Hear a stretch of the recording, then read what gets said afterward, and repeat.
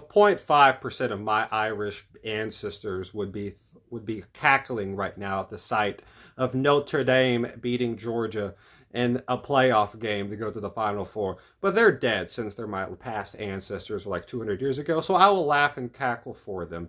This is great. I love watching Georgia lose. It's nothing better in my eyes from a Vols fan to look back and watch Georgia talk trash the entire week, talking about how they're going to do their stuff and Gunnar Stockton's going to do their thing, and then get rolled by Notre Dame. Their passing attack was not there. They didn't get over 100 yards, and they still won. The running guy, I don't think Ryan Leonard had over 100 yards rushing or passing. It was close for both, but neither. And he still was the best player on the offense for Notre Dame. And they still scored 20 points. And they didn't have to do a thing on the offensive side of the ball to do so.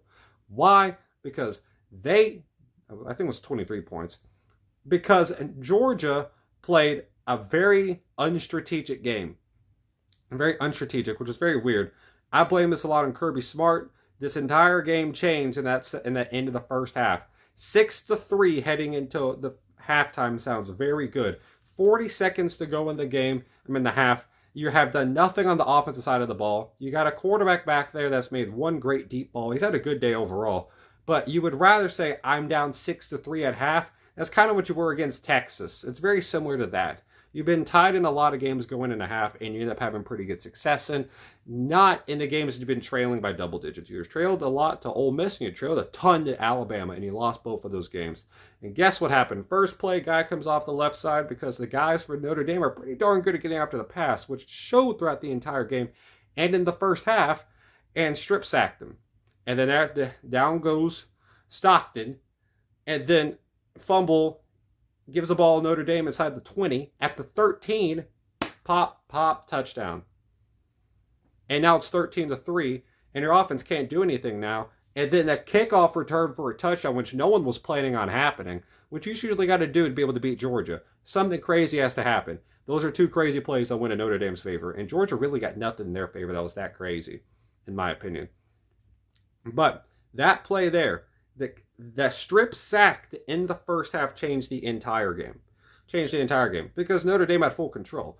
6-3, Notre Dame was doing solid, but you can look at some things and be like, well, if it wasn't for that sideline interference, Georgia probably gets a touchdown. I can't guarantee that, but with the momentum they had, that was impeded by the guy stepping on the white line, which you should never do. You should never be that close. Get back. Gets in the rough way. The guy didn't even play. The guy wasn't even dressed. He had a jersey on and pants. That's all. And he still cost his team 15 yards. That's a Georgia. That's so uncharacteristic from Georgia. You're supposed to be a disciplined team in these type of situations. You're not at all. I don't know how that happened. I've never seen that happen. It's been a long time at least since I've seen that happen. So you get a field goal out of it. But you could easily argue you could have got a touchdown. So that's like, okay, that's fine. You had some miscues. You had a fumble after a 6-minute drive. It's like, you know what? We could have had 14 points, but we came up with 3. That's okay. We can probably keep this. We can get more opportunities like this in the second half. Fine. 6-3. But you tried to make something out of it, which you haven't been able to do all day. You've only had one big play, and that was Arian Smith, so they're going to make sure he's not going to get open. And Dylan Bell was dropping everything. Dylan Bell dropped a wide open deep ball. Luckily, they went on to score a touchdown, so that's going to be kind of forgot about. But my gosh, he dropped a wide open, like that's at least going to get down to the 10-yard line. And he, boop, boop, off his head. I don't know what else you want Gunnar Stockton to do today. They couldn't run the ball. Gunnar Stockton could run as a quarterback. They had no design runs. They were running screen passes with 2 minutes to go in the game, which made no sense. Stockton was willing to throw deep. And it kind of worked at times. I mean, I thought a PI should have been called at one point. Dylan Bell dropped a wide open ball, and then Arian Smith had a big play. Like, going deep worked, but they didn't do it. They tried to run the ball some with ETN, and nothing was happening. That showed against Indiana. You cannot run the ball in this team. Even NIU couldn't run the ball in this team. They had one cool offensive play, and that was the only game Notre Dame lost a turnover battle in. So they play time of possession. They play their defense. They put pressure on you early on in the game. And that's exactly what they were able to do. Put pressure defensively on early them in the game and made Gunnar Stockton beat them. Good thing for Gunnar Stockton, he was doing a pretty darn good job. Problem for him, his offensive line wasn't, and receivers are dropping passes. And Etienne is not a catching back, so they couldn't just swing him out in the side. So Cash Jones is in. But if Cash Jones is in, that's clearly obvious that they're going to probably throw the ball. Because why would they run off Cash Jones when you got Etienne? So they're able to tell he's going to be getting the ball. He did get a touchdown, though, so good job for Cash Jones. But, it's obvious. If he's in the game, they're going to throw it. If they're going to run the ball, they're going to have Etienne in. So they can stack the box at certain times. It's that simple. And Notre Dame on the offense side of the ball, the run game wasn't great. And they didn't have many big plays. Riley Leonard had the biggest play today, and it was 28 yards. Should have been a face mask on the play, too, but it wasn't called. They couldn't get the run game really going. They tried to go to the outside, and it worked then. It took a while for them to do so. Jeremiah Love was hurt most of the game. He couldn't go. He was not fully healthy at all. And it showed heavily. So he didn't have to play, but he didn't have to because the defense was doing such a good job for Notre Dame. But the game comes down to really two plays. It was the strip sack and the kickoff return for a touchdown. You take those two away, Notre Dame has really 9 points. And those are very preventable plays. Those are Georgia mistakes, but also capitalizing on Notre Dame's. Notre Dame made plays on non-offensive plays. That's as simple as I can say. They weren't on offense, but they were making touchdowns. That was a big difference. They set their offense up to perfection, and they got a kick return for a touchdown. That was great. And I was talking about before heading into that half, I'm sending a short out. I was like, I'm telling y'all, this is the chance for them to put the game away. If Notre Dame could go down and get a touchdown to start this off, I doubt Georgia could come back.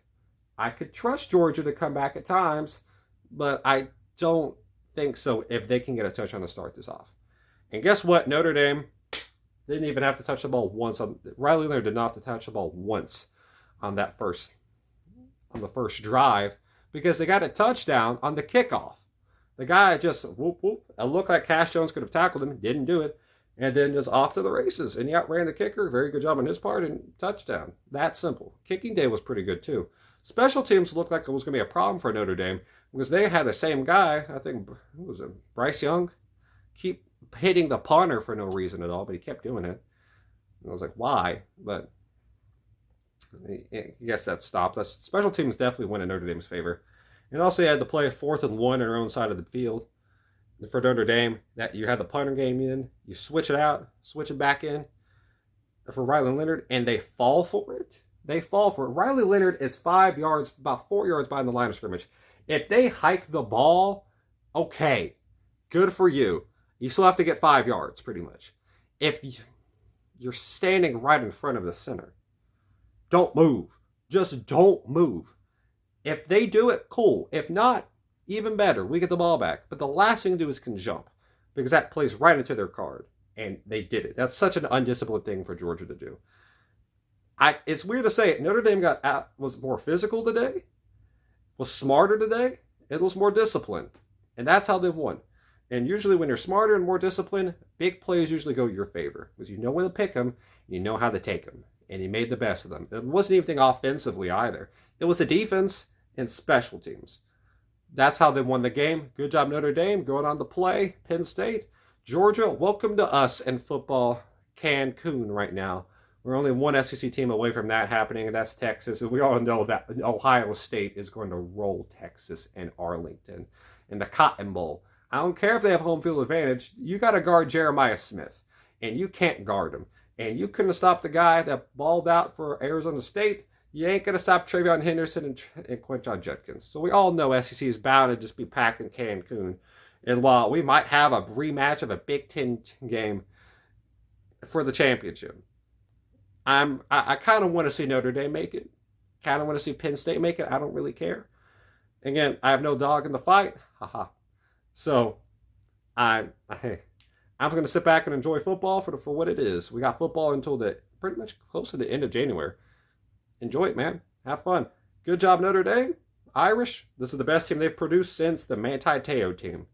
Good job, man. And dogs, what are you going to do next year? You can't, a lot of your linemen are going into the draft. You don't have any weapons. Nate Frazier's going to have to be your main guy, who's a beast. I thought he was better than Etienne throughout the day. He was more physical than Etienne was. And now, Gunnar Stockton's here. How good is he going to be? How good are you going to use him? That's the main thing. How good are you going to use them? And you got some guys going to the draft. I don't question your defense. I question your offense. What are you going to do for your offense? And next year, you got to play some tough teams early on in the season, especially playing your third game of the year up in Neyland and also having to play against Alabama. I'm not sure how good Alabama's going to be.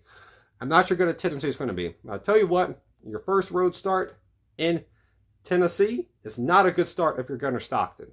That's tough to be. And Tennessee's still got a good pass rush, and they got Nico Yamaliava coming back. We'll see what happens with them. I have no idea. I'm a Tennessee fan. I have no idea how good we're going to be next year. Hoping for the best. Haha, Georgia. You suck now. Not suck, but you know what I mean. Hope you have a great day, y'all. Stay safe. Good job, Irish, and God bless y'all.